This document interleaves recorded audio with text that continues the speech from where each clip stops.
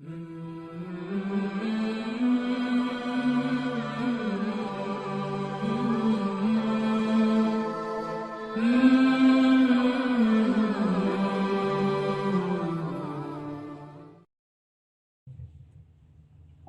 بیانات میں تجارت کے احکام اور مسائل بیان کیے جا رہے ہیں۔ آج بھی اسی موضوع پر قرآن و سنت کی روشنی میں کچھ باتیں عرض کرتا ہوں۔ دعا فرمائیں کہ اللہ پاک صحیح بیان کی توفیق نصیب فرمائے اور ہم سب کو اللہ پاک اس پہ عمل کی توفیق نصیب فرمائے۔ میرے محترم بزرگ اور دوستو، اللہ پاک نے نبی کریم صلی اللہ علیہ وسلم کو جو ضابطے دے کر اسی میں دنیا کی بھی کامیابی ہے اور اسی میں آخرت کی بھی کامیابی ہے۔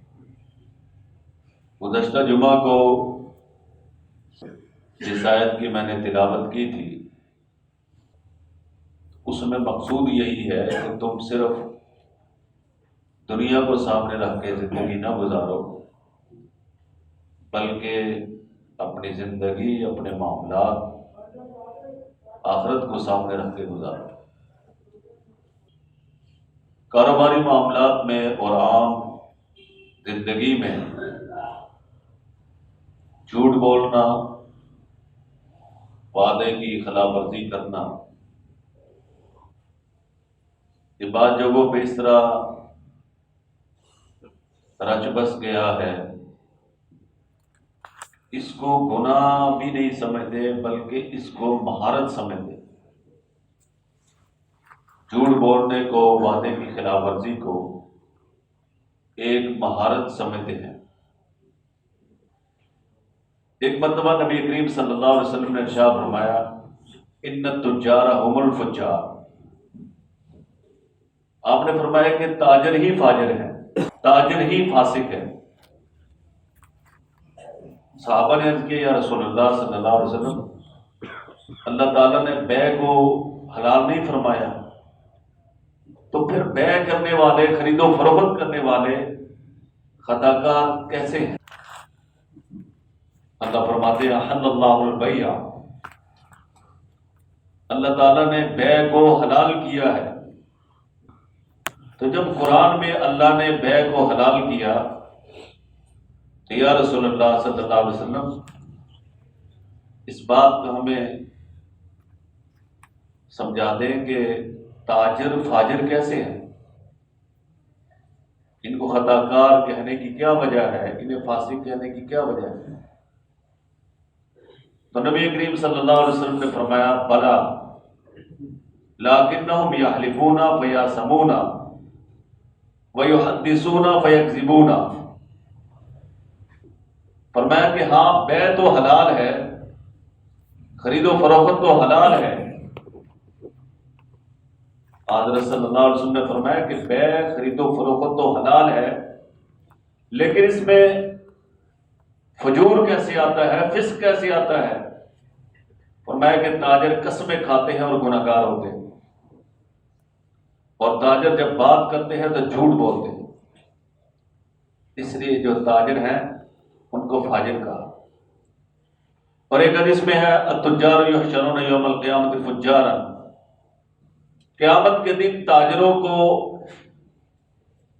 فاسقوں، فاجروں کے ساتھ اٹھایا جائے گا، الا من اتقى وبر وصدق، مگر جس نے تقوی اختیار کیا اور نیکی اختیار کی، وصدق، اور سچ بولا۔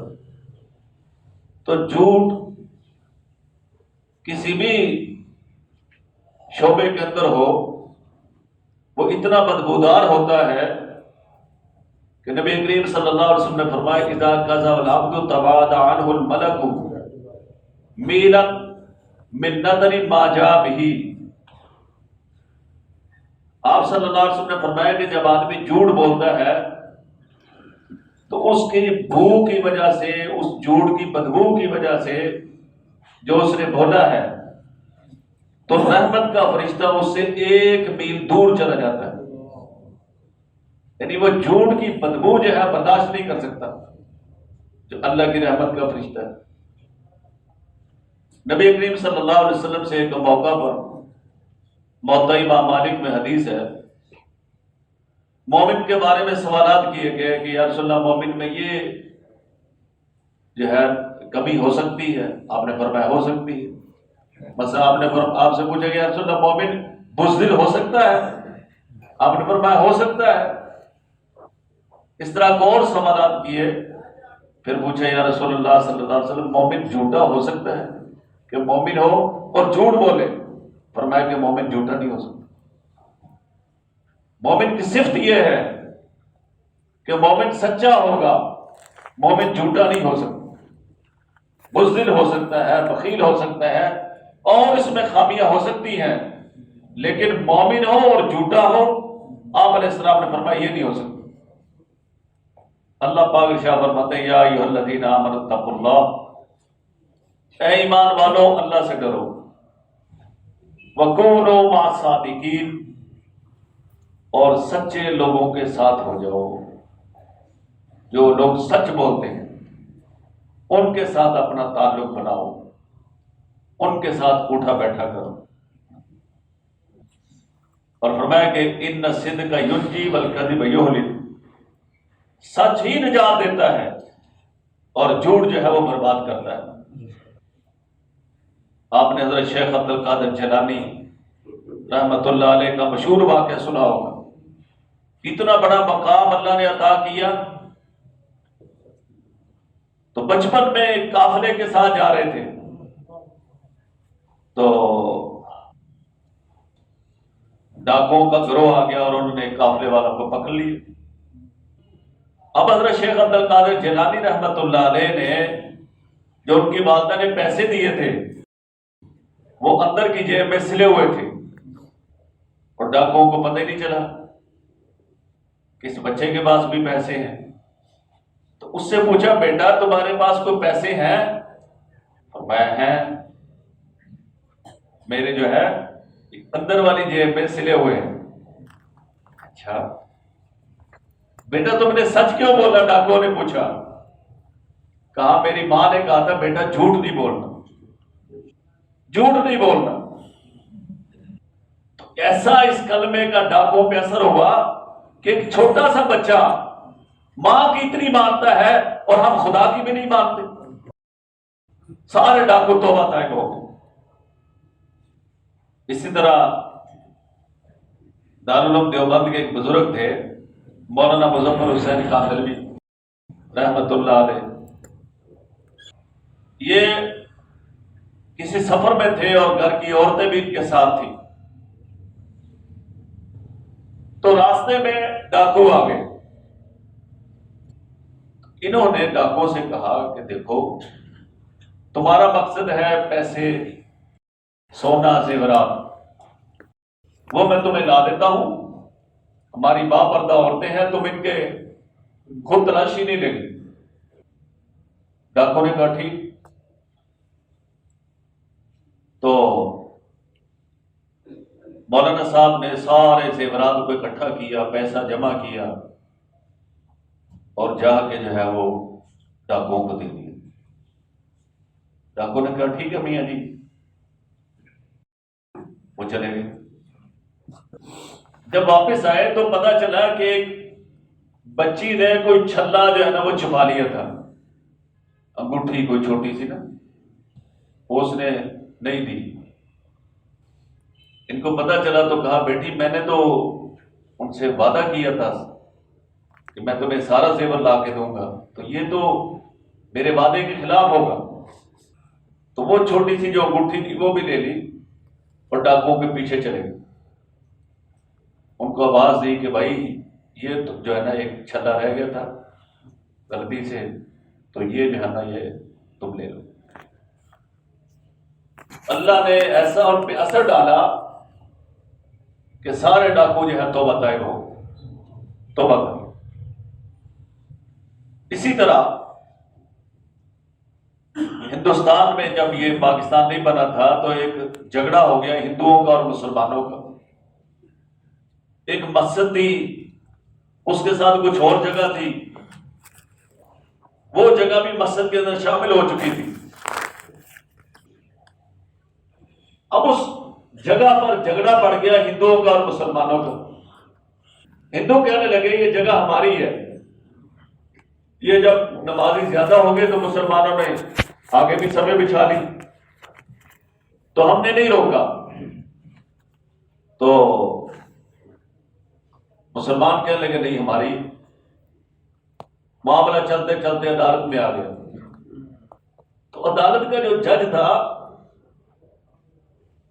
اس نے کہا کہ کوئی ایسا بندہ ہے کہ جس کی ہندو بھی مان لے اور مسلمان بھی مان لے.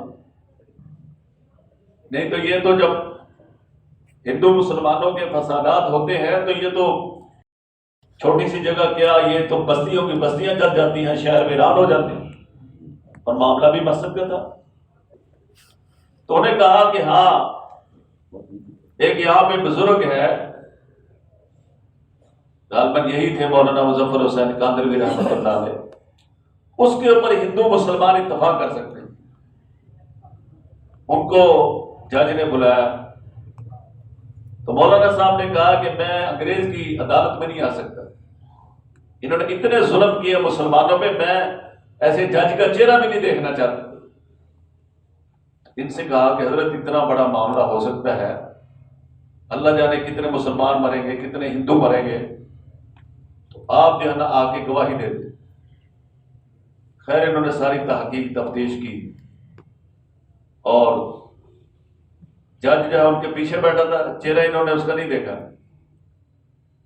اللہ، عجیب لوگ. تو انہوں نے فیصلہ دیا کہ یہ جو جگہ ہے یہ مسلمانوں کی نہیں ہندوؤں کی ہے. اب سارے مسلمان بھی وہاں جمع تھے کہ ہمارے مولانا صاحب آئے تو فیصلہ تو ہمارے حق میں دے. لیکن فیصلہ انہوں نے مسلمانوں کے خلاف دیا کہ میں ساری تحقیق کر کے اس نتیجے میں پہنچا ہوں کہ یہ جو جگہ ہے یہ مسلمانوں کی نہیں ہے بلکہ ہندوؤں کی ہے. تو نتیجہ کیا نکلا کہ وہ جگہ ہندوؤں کو مل گئی. اور اس موقع پہ علامہ اقبال نے کہا کہ آج مسلمان ہار گئے لیکن اسلام جیت گیا.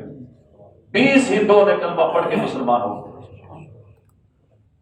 اور پھر کہتے ہیں کہ ہندوؤں نے خود کہا کہ ہم یہ جگہ جو ہے مسجد کو دیتے ہیں. ہمارے اکابر سے تو تاریخ بری ہوئی ہے سچائی کے واقعات. مولانا حسین احمد مدنی رحمۃ اللہ علیہ بہت بڑے بزرگ گزرے ہیں. اتنے بڑے بزرگ ہیں کہ مولانا احمد علی لاہوری رحمۃ اللہ علیہ فرماتے تھے میرے بال لے جاؤ اور حسین احمد کی جوتیوں میں جا کے رکھ دو، ان کے پاؤں لگیں گے میری نجات ہو جائے گی. تو مولانا حسین احمد مدنی رحمۃ اللہ علیہ خالق دینا حال کراچی میں انگریز کی عدالت میں تھے. تو انہوں نے فتویٰ دیا تھا انگریز کے خلاف. انگریز نے کہا کہ ہم تمہیں سزائے موت دیں گے. مولانا حسین مدنی رحمۃ اللہ علیہ سے فرمایا. تو حضرت مدنی رحمۃ اللہ علیہ نے فرمایا کہ تم نے جو لکھنا لکھو، میں کفن ساتھ لے کے آیا. کفن جو ہے عدالت میں لہرا دی. پھر انگریز کہنے لگا ہم تمہیں اتنی آسان موت تو نہیں دیں گے. پھانسی چڑھ گئی اور قصہ ختم. پھر قید خانے میں ڈال دی. تو مولانا ذکر حسن رحمۃ اللہ علیہ فضائل اعمال والے وہ کہتے ہیں کہ میں نے ان سے سوال کیا کہ حضرت جو لوگ آپ کو پھانسی دیتے وہ لوگ آپ کو کفن بھی دے دیتے. جب آپ کو دفن کرتے تو کفن کا بھی انتظام ہو جاتا، آپ کفن کیوں ساتھ لے کر گئے؟ تو حضرت مولانا حسین مدنی رحمۃ اللہ علیہ نے فرمایا کہ مجھے شرم آئی کہ زندگی بھر جن کی مخالفت کرتا رہا انگریز کی، قبر میں کفن کا کپڑا ان کا ساتھ لے کے جاؤں. مجھے اس بات سے حیا آئی، اس لیے میں کفن ساتھ لے کر گیا. یا ایھا الذین آمنوا اتقوا اللہ، اے ایمان والو اللہ سے ڈرو. وَكُونُوا مَعَ الصَّادِقِينَ، اور سچے لوگوں کے ساتھ ہو جاؤ۔ تو فرمایا کہ علیکم بالصدق فإن الصدق یہدی الی البر وإن البر یہدی الی الجنہ۔ نبی کریم صلی اللہ علیہ وسلم نے ارشاد فرمایا کہ تم سچائی کو اختیار کرو، کیونکہ سچائی نیکی کی طرف لے جاتی ہے، اور وإن البر یہدی الی الجنہ، اور نیکی جنت کی طرف لے جاتی ہے۔ وما يزال الرجل يصدق ويتحرى الصدق حتى يكتب عند الله صديقا۔ فرمایا نبی کریم صلی اللہ علیہ وسلم نے آدمی سچ بولتا رہتا ہے اور سچ ہی کی تلاش میں رہتا ہے، یہاں تک کہ اللہ کے ہاں اسے صدیق لکھا جاتا ہے۔ اللہ کے ہاں اس کا نام کیا ہوتا ہے؟ صدیق۔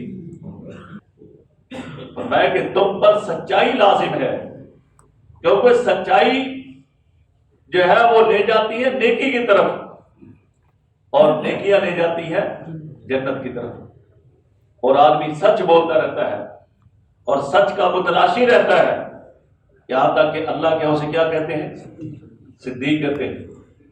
وَإِيَّاكُمْ الْكَذِبَ، اور فرمایا کہ جھوٹ سے بچو، فَإِنَّ الْكِذْبَ يَهْدِي إِلَى الْفُجُورِ، کیونکہ جھوٹ جو ہے فسق و فجور کی طرف لے جاتا ہے۔ وَإِنَّ الْفُجُورَ يَهْدِي إِلَى النَّارِ، اور فسق و فجور انسان کو جہنم میں لے جاتا ہے۔ وَمَا يَزَالُ الرَّجُلُ يَكْذِبُ وَيَتَحَرَّى الْكِذْبَ حَتَّى يُكْتَبَ عِندَ اللَّهِ كَذَّابًا۔ ایک آدمی جھوٹ بولتا رہتا ہے اور جھوٹ ہی کا متلاشی رہتا ہے، یہاں تک کہ اللہ کے ہاں اسے کذاب لکھا جاتا ہے۔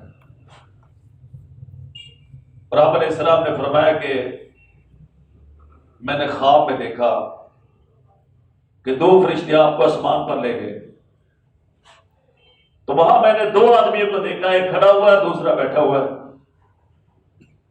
کھڑا ہوا شخص بیٹھے ہوئے آدمی کے کلے کو لوہے کے زنبور سے چیر رہا ہے اور اس کی گدی تک چیر دیتا ہے، پھر دوسرے کے ساتھ یہ حشر کرتا ہے، پھر پہلا ٹھیک ہو جاتا ہے، پھر جو ہے نا اسی طرح ہی ہوتا ہے۔ تو آپ صلی اللہ علیہ وسلم نے اپنے ساتھی فرشتوں سے پوچھا یہ کیا معاملہ ہے، اس آدمی کے ساتھ اتنی سخت سزا کیوں دی جا رہی ہے؟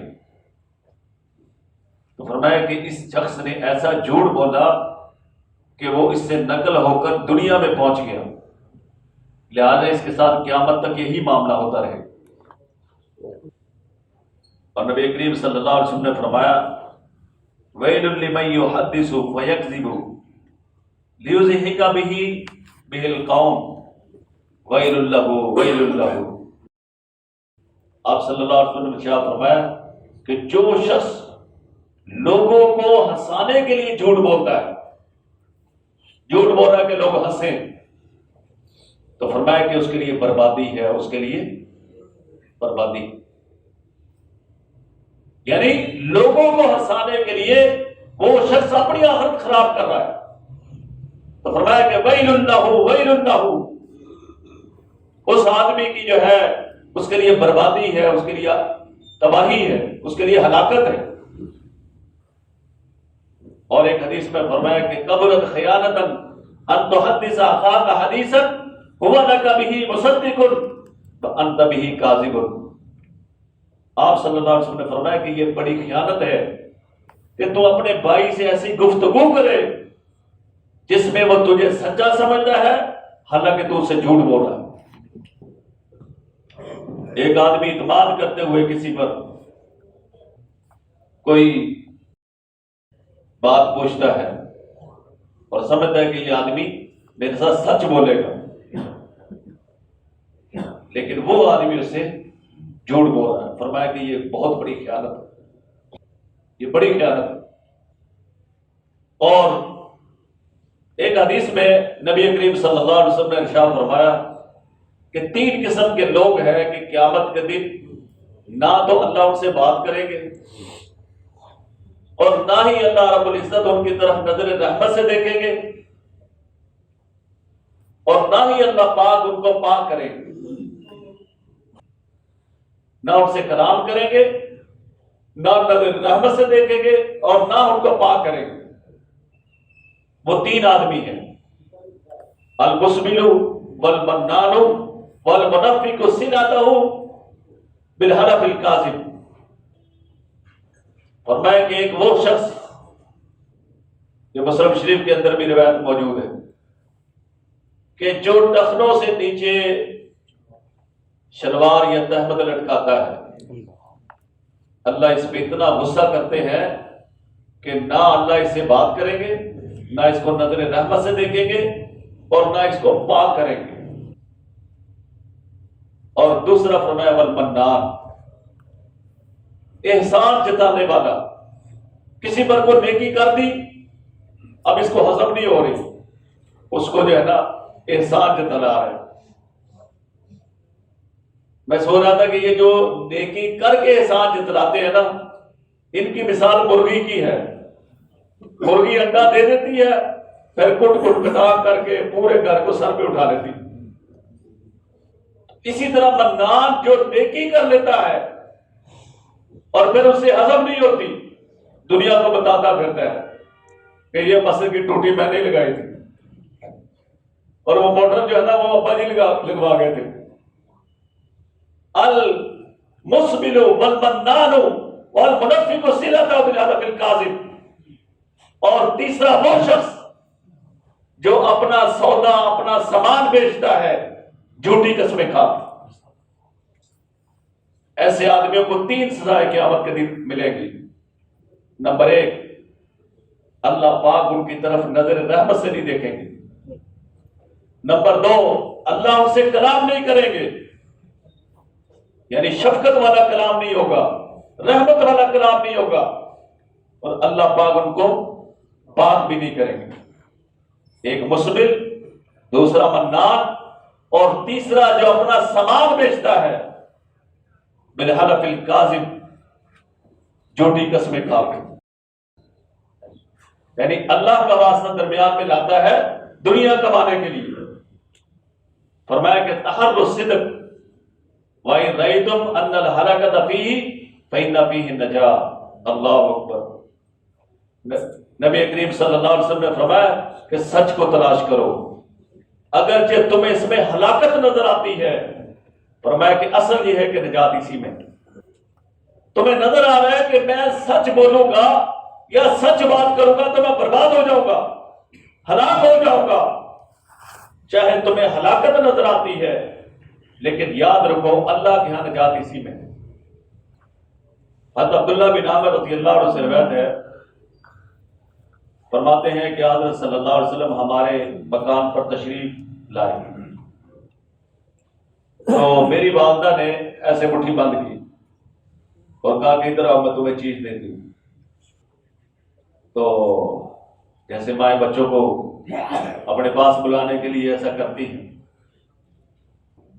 تو حضرت صلی اللہ علیہ وسلم نے ان سے پوچھا کہ تمہارا بچے کو کیا دینے کا ارادہ تھا؟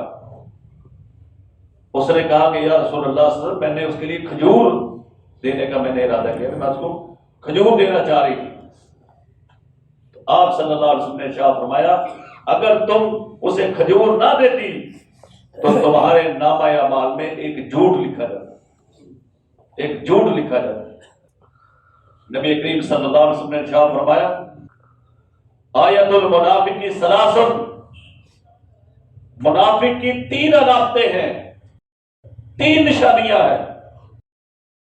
اذا حدث کذب، جب بات کرے گا جھوٹ بولے گا، واذا وعد اخلف، اور جب وعدہ کرے گا تو اس کے خلاف کرے گا، واذا اؤتمن خان، اور جب وہ اس کے پاس امانت رکھی جائے گی تو اس میں خیانت کرے۔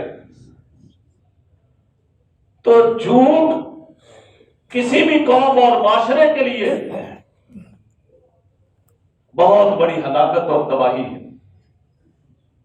خاص کر کاروباری معاملات کے اندر یہ کاروبار کو بہت نقصان دیتا ہے۔ ایک بات فرض کرو کہ جب لوگوں کے مقاصد محدود ہوتے ہیں تو ان کی سوچ کا محور بھی محدود ہو جاتا ہے. ایک کاروباری آدمی، ایک تاجر آدمی یہ سمجھتا ہے کہ میرا یہ ذاتی کام ہے، میں جو تجارت کر رہا ہوں اپنی ذات کے لیے، اپنے بال بچوں کی روٹی کما رہا ہوں، میرے تو میں جیسے بھی کماؤں، اونچ نیچ میں جیسے بھی کروں. نہیں میرے محترم بزرگ اور دوست، اپنی قوم کو اقوام مغرب پر قیاس نہ کر. خاص ہے ترکیب میں قوم رسول ہاشمی.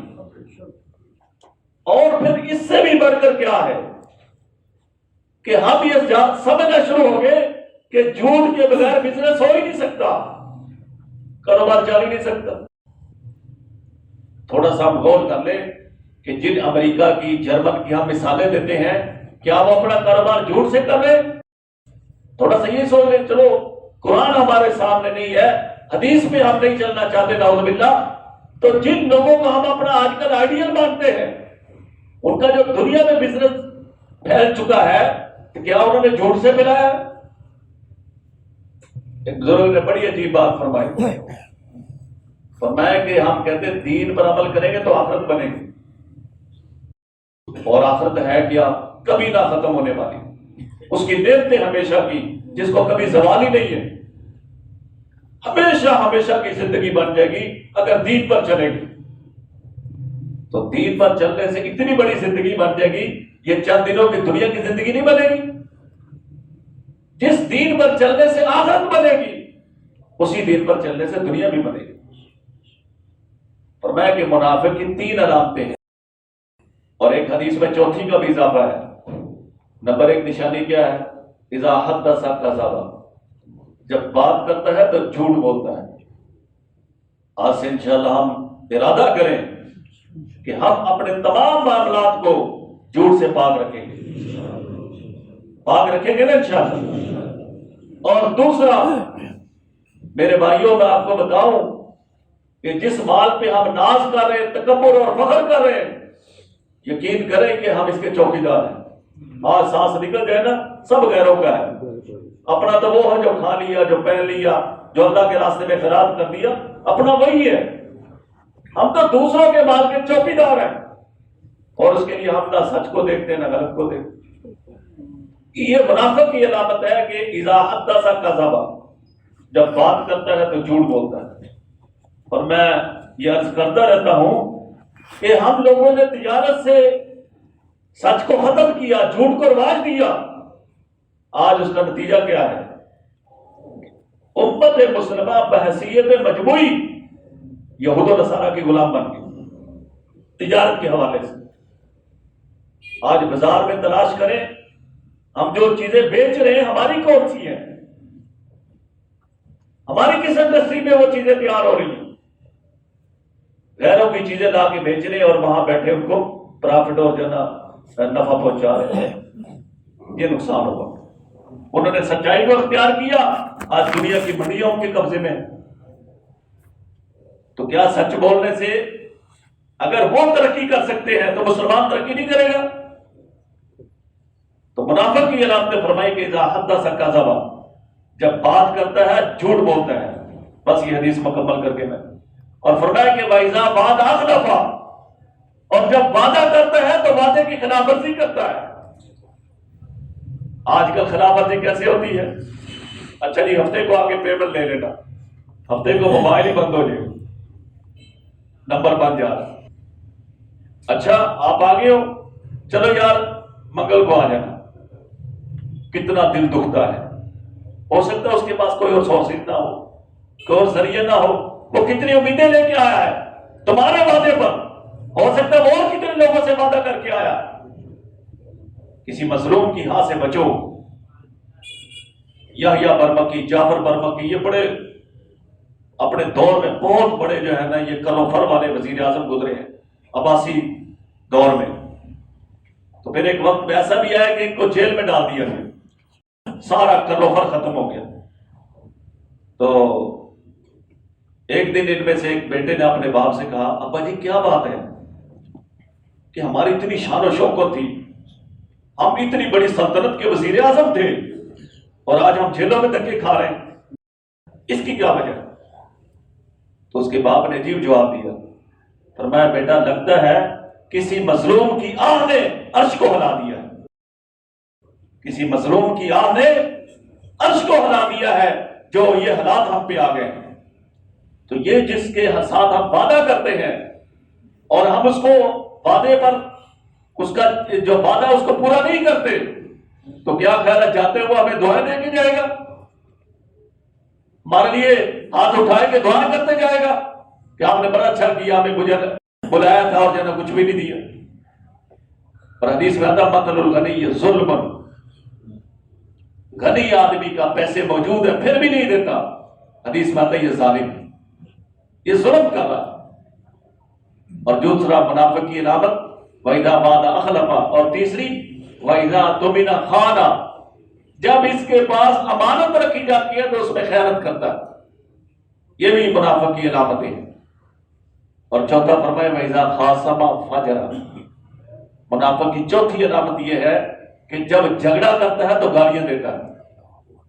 اللہ ہمیں ان چیزوں سے محفوظ فرمائے، ہمارے